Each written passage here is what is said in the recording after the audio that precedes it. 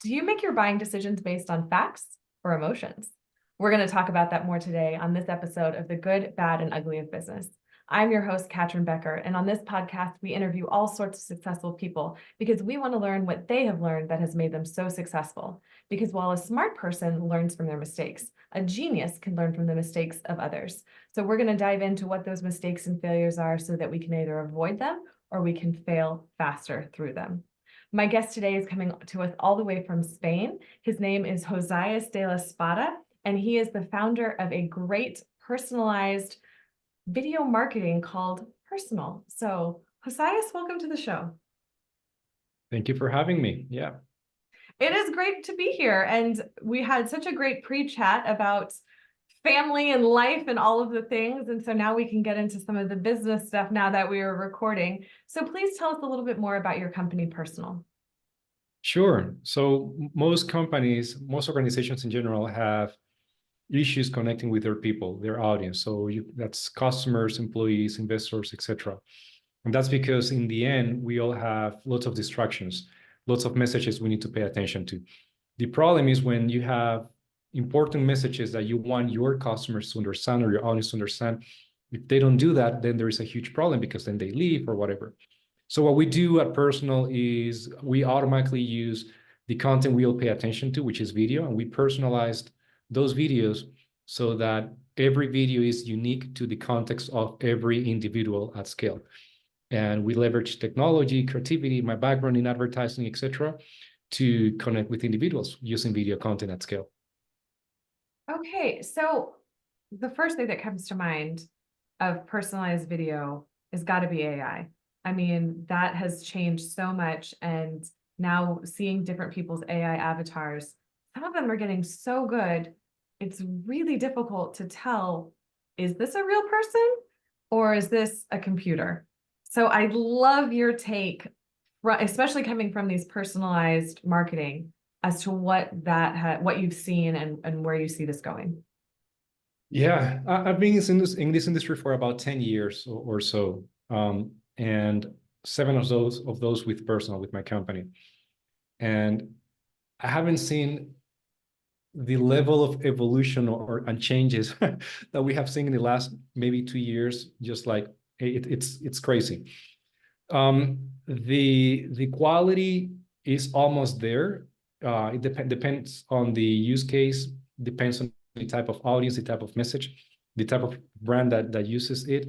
But certainly AI has huge possibilities. We have some of our clients, not all of them, using it. And I mean, it's crazy. It's crazy. It has, the good face of it and maybe the ugly one, Yeah. similar to the name of the podcast. But the possibilities are great. Yeah, are great. It really depends on what the audience needs and what the brand needs to communicate. Because when we talk about personalization, it's not always in terms of, or it's not always with AI avatars. You can also personalize text, video, audio, images, any type of content. And in the end, it's not about just using AI because you can, or even personalizing videos because you can automatically. It has more to do with creating the content that the person on the other side of the screen needs, so that you can connect with them and help them, so they can help them in their journey with your product, brand, and so on. So yeah, that's at least my perspective. That's really interesting. And it's going to be, it's still really in its infancy. Even though we've experienced this huge change, we're still at the very tip of that explosive growth. So where it's going, we'll look back at this conversation a year from now and be like, oh man, yeah, how much more has changed. yeah, that's correct.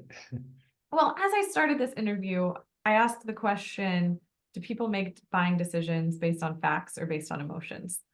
So I'd love to give you the opportunity to kind of talk more about what you think the answer is to that question. Yeah.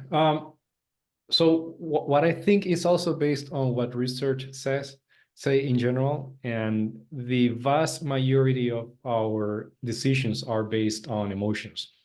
And this even goes for decisions that are like money decisions or expensive decisions, even life-changing decisions. Lots of them are based on emotions. Sometimes it's clear, like you have a clear feeling, let's say, and sometimes it's not that clear, but it's behind the scenes in your head, in your mind. But research says that most of our emotions are based, of our decisions are based on emotions. Yeah. Which is probably pretty interesting, especially if we dissect that even further into right brain thinkers and left brain thinkers. Mm. Because most left brain thinkers want the facts and the figures and the analysis, while most right brain thinkers tend to lead with the emotions and being more feeling based rather than thinking based. But at the end of the day, no matter what, your experience and the research shows that it's really emotionally driven. Yeah, and this is like super in general. So the vast majority of people do take make most of the decisions based on emotions. What changes is that obviously in some cases 1 + 1 it's 2, and you cannot feel that it is 3. It's always 2. However, what changes is that, for example, if you need to buy a car, and you are looking for I have no clue about cars, but about, you're looking for characteristics and you're reading about comparing this with this and so on. In the end, you are still probably you're choosing a brand, and that brand has some kind of value associated to it, technology, comfort, and so on. So even in those cases, we are still talking about emotions. Simple/silly example.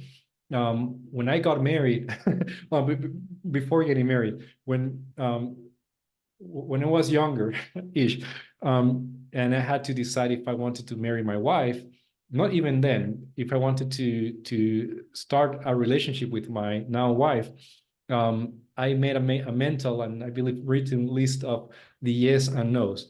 I am kind of an emotional driven person, but that came after maybe 11 years or so of really good friendship.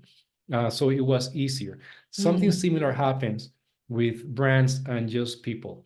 It's just that in some cases it is extremely obvious, and in other cases it takes more time, more resources, and so on for people to make that decision. But generally speaking, we are driven by emotions. Even if you have to sell or buy a spaceship, in the end, you need to trust a brand, and that brand would have some kind of recognition.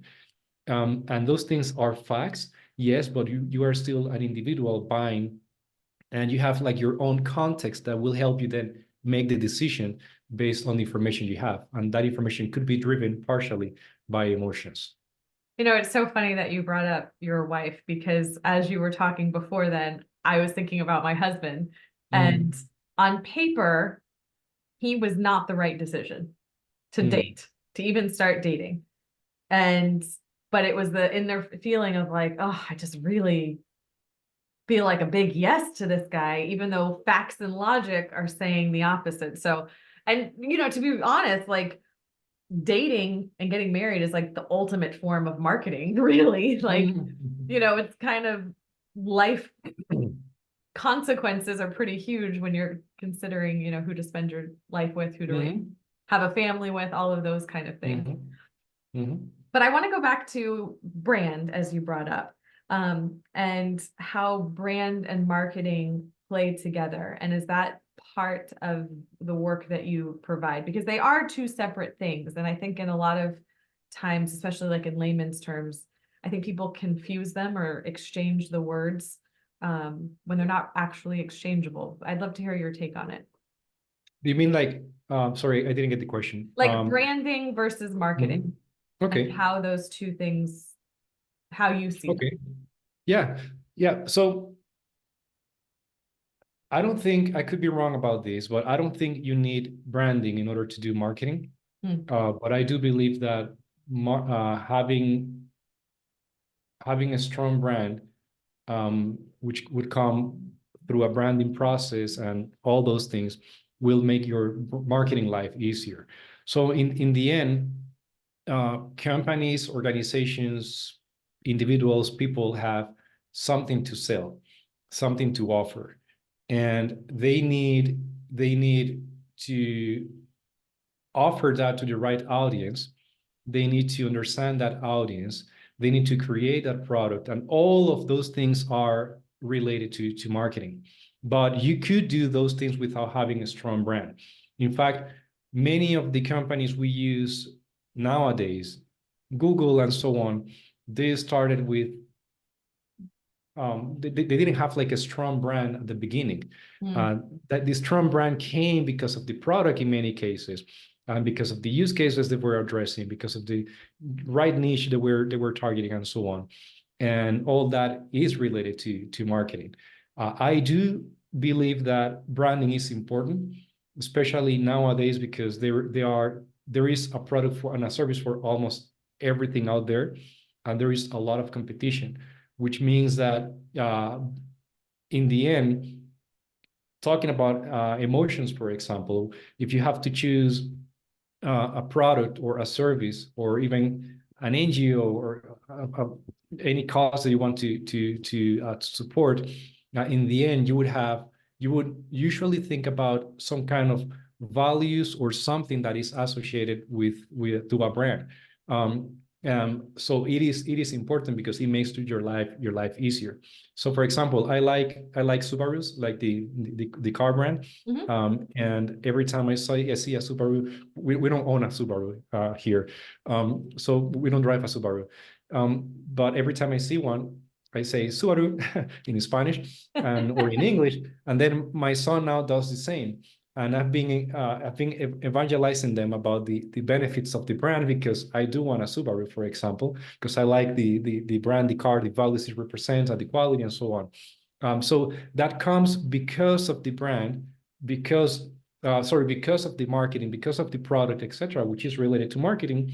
And then the way I translate that into words to my family is through the brand. So everything is connected, but having a brand is not marketing, but having a strong brand will help you with your marketing and with your sales. Sure, absolutely. And it's really interesting, tying it all together a little bit there with the emotional piece, but marketing is so much about knowing your numbers. There's so much about testing things, right? There's like almost like a science to it, which seems outside of the emotion. So for you to be so successful with Pirsonal, you're having to balance the creativity, the emotional intelligence, the psychology of understanding how people think and buy, with the science and the math of understanding the numbers and testing. How did that, do you think there's any other job you would have been suited for? Or is this just such a perfect fit for all of your skills? Oh, that's a good one. I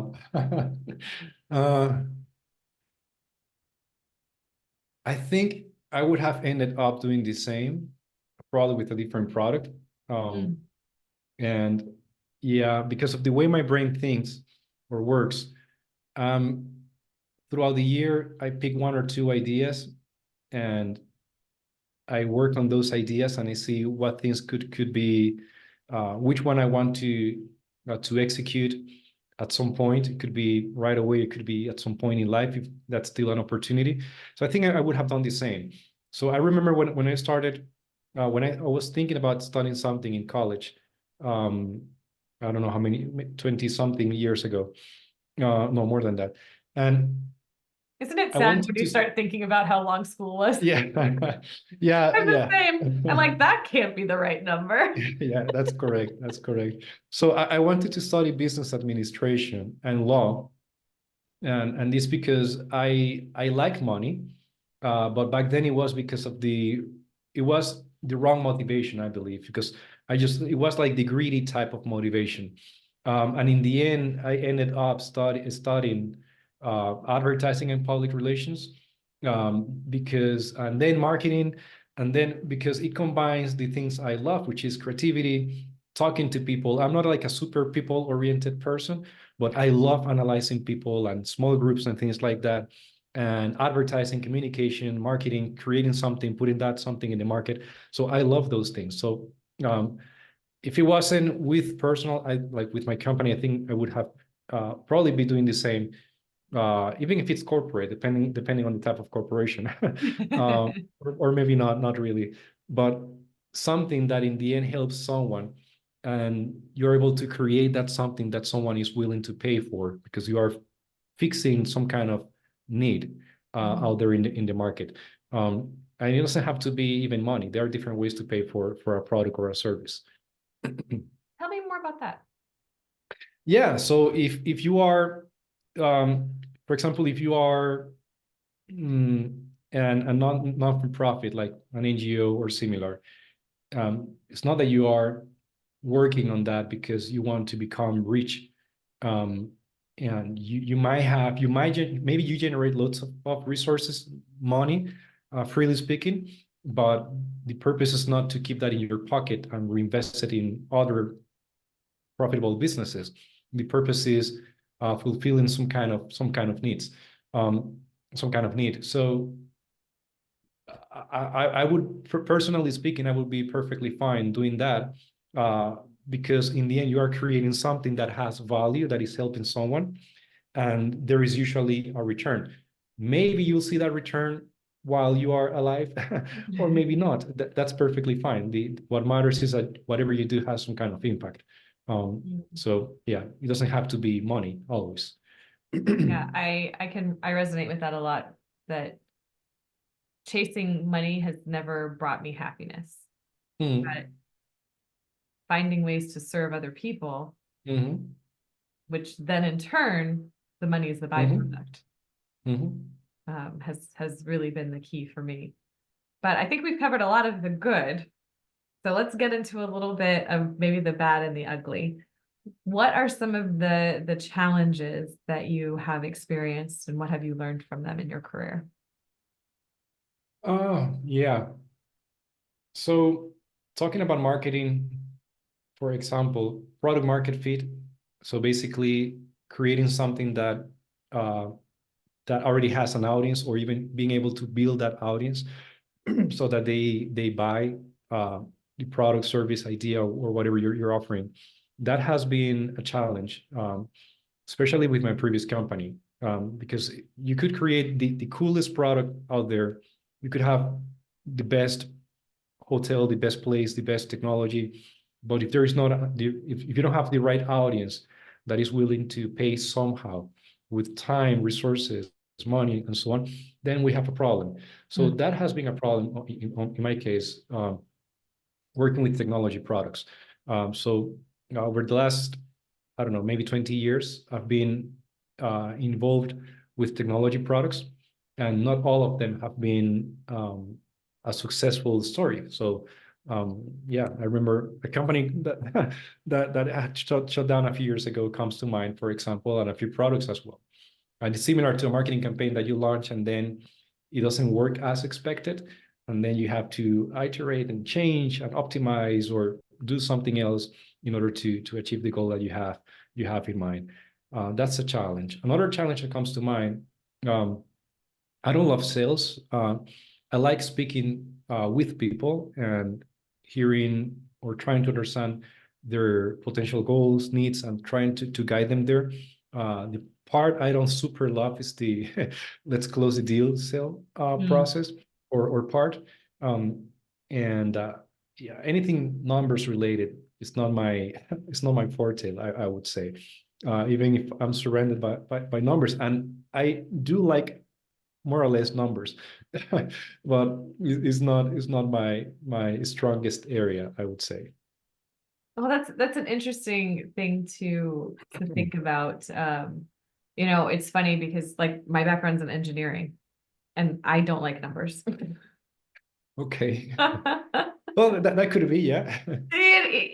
For me, engineering was like, how do things work? How do these go together? What's the logic behind it of, does this make sense? Is there another way to do it? How can I look at this from, this other angle and see something that other people hadn't seen before and bring that together? But when it comes to actually like building a bridge, I'm not your girl. Yeah, I get it. I get it.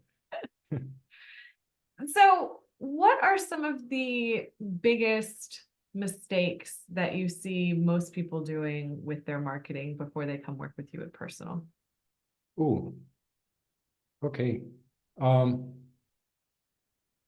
Talking about numbers. So yeah, as an example, this morning I had a call with a really known brand on the consumer side. And when in my sales process, I usually have about maybe one or two calls, actually two calls with them at the beginning. In the first call, we know if we are a potential good fit, and based on that, we continue or not to the next conversation, etc. It's a really old school process, but it works really well for us, and it's a better way to serve our clients as well.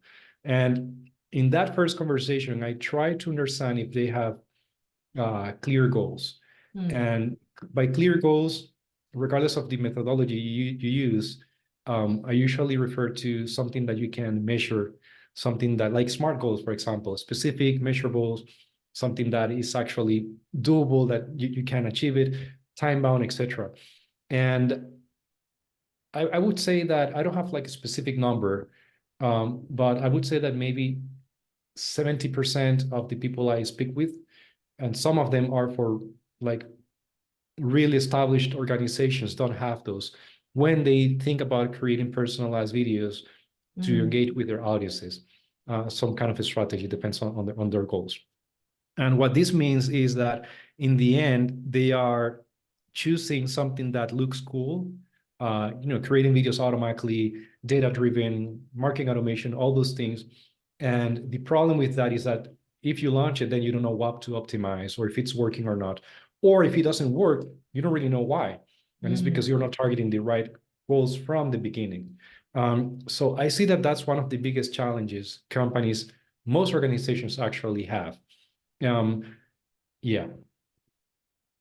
Yeah, it's something that's quite relatable to people who are more in the solopreneur space that I typically work with, where they think they need to have these big numbers on social media, which is Mm-hmm. essentially their audience Mm-hmm. in many ways.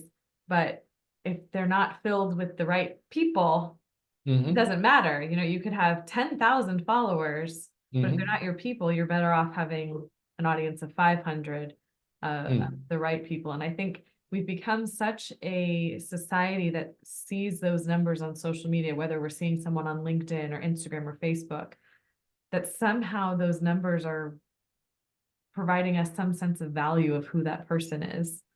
And it's such an interesting phenomenon that's happening. And I wonder at what point that's going to be Yeah, for a example, breaking point. something that comes to mind.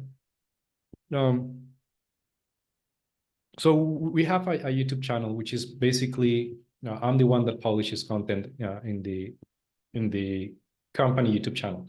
Um, and we don't have, I mean, in terms of views, you would cry. In terms of subscribers, you would cry as well. However, um, throughout the years, in the last 7 years, I have spoken to many people that have, maybe it's not thousands, but tens of them that have come through one of the videos Hmm. before speaking to us. And in that case, I would love having thousands of subscribers in the YouTube channel from a communication perspective, quote unquote. But at the same time, the way it is now, it's not perfect, but it is fulfilling the purpose or part of the purpose, which is related to my sales process. Because either people, while they are speaking to us, or either they find us through YouTube or through Google or whatever they use, or that sends behind the scenes signals to YouTube, to Google, etc., about the type of information or our area of expertise, etc. Therefore, they show the content in search results and our brand is there, etc. So it helps. But if I would focus solely on having a huge audience, which would be, I would love to have it. Maybe I wouldn't be creating the type of content that is actually helping us in our sales process Sure. for the type of information our people need.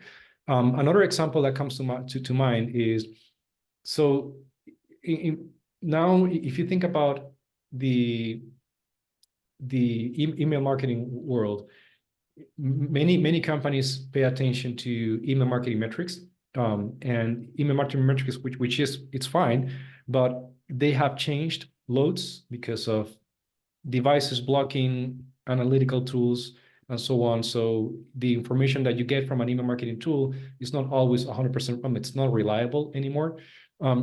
And for many companies, for many organizations, at the beginning of their journey, or once they have launched, or even big campaigns, it doesn't matter.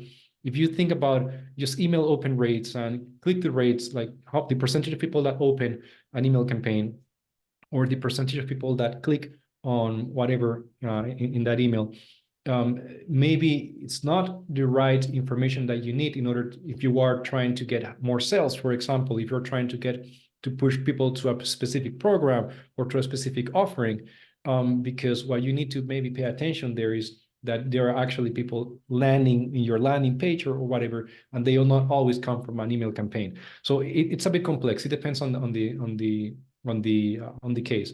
But what matters is that if you don't have a specific goal, which will tell you, okay, this is what we want to achieve, this is why we want to achieve this, and this is the audience we want to target, which is maybe a bit more narrow than just a general audience. And this is, in order to do this, we should do this, and this.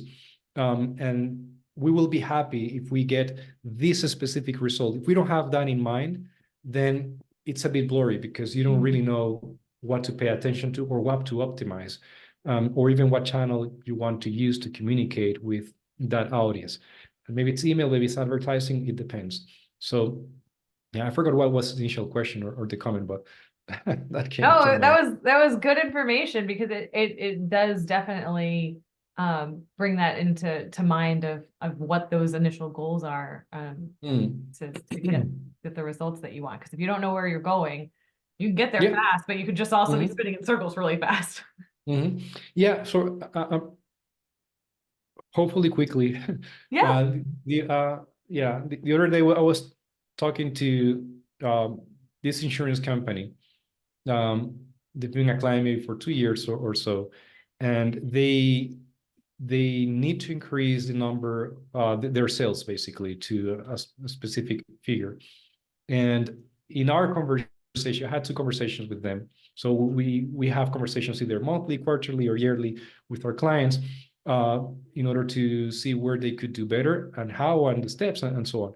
And in that conversation, we realized that they have practical ways they could, like, to improve sales with what they already have in place, if they paid more attention to certain things in their process, in their engagement process with customers, leads, etc.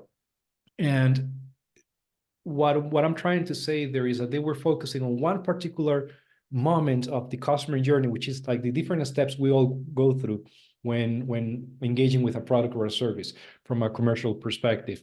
They were just focusing on one particular part, and they were leaving behind, let's say, everything that would happen before that person gets to that particular point. And they had like a gold mine, quote unquote, before, like in those initial steps that they were not thinking about. So that is also related to the goal. They want to get here, but there are different ways to get there.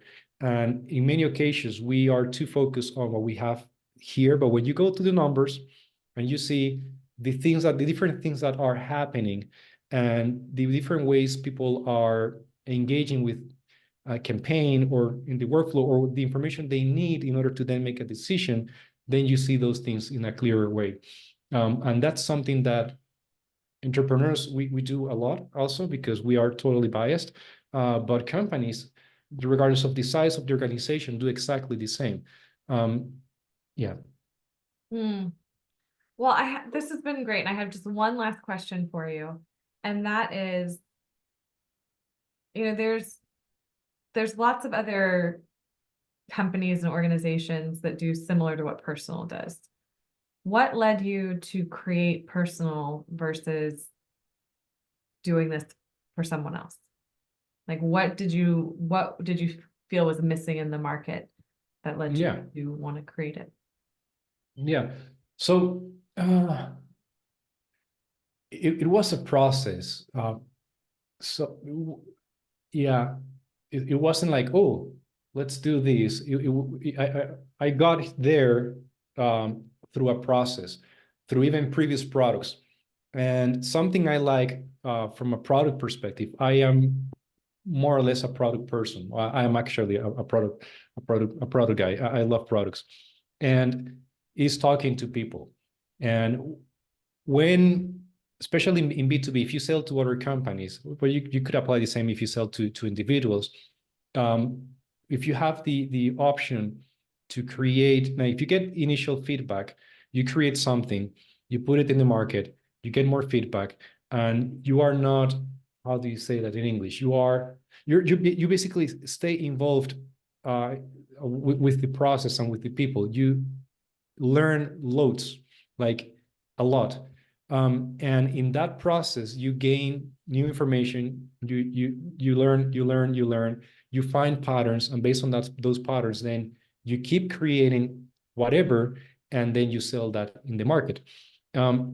So that from a theory perspective or theoretical perspective, that was my process with Pirsonal. Now, from a marketing perspective, I come from the advertising field. And in the end, a few years ago, I realized that most companies had issues connecting with their people. Most brands have issues connecting with their people. There are just too many things to pay attention to. So we are saturated or constantly bombarded. And working in advertising, in the end, you realize, video is video.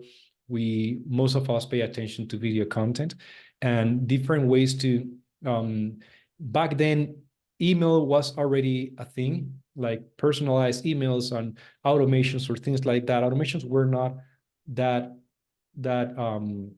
widely used, let's say, in the market. So when you combine all those things, you see, okay, so it's like creating ads. You can create video content. If you could use data companies have access to, you can create videos automatically, similar way you can create emails, and you scale that process. So it's a longer story, but generally speaking, that's yeah, I would say that was more or less the process, summarizing a lot. Yeah. Well, I mean, it's hard to take, years of your life and condense it down into 2 minutes. So you did fabulous. Yeah. Yeah. This has been so great, Josias. Thank you so much for being here. Please share with how, the person listening who's just like, well, I obviously need to have a conversation. What's that process look like? How can I get in touch with you? LinkedIn works for me. Josias De La Espada. If you don't find Josias De La Espada because you don't know how to spell it, that's fine too. You'll find it in the in the credits, It'll be I in the believe, show notes. description. Yeah. Yeah, and even by email, josias@pirsonal.com, personal with an I. So I'm usually quite accessible. So that's perfectly fine with me. And what about any difference between, I mean, obviously your English is amazing and perfect. You're in Spain, so difference, do you work with mostly Spanish, mostly English? Does it matter? Yeah, the vast majority of our clients are out, they're not in Spain. They are either in the US or other European countries. And then comes Latin America, and then comes Spain, actually. So yeah, so most of my day is actually in English. Yeah. Oh, how funny. That's so interesting. Yeah. Well, thank you again so much for being here and for sharing your wisdom and helping us Thank you. to feel a little bit more emotionally connected. I appreciate it. Happy to help. And to the listeners, I know you enjoyed this episode as much as I did. Please make sure to like and share and subscribe so that you continue to be listening to great people like this. Until next time, everyone, have a great day.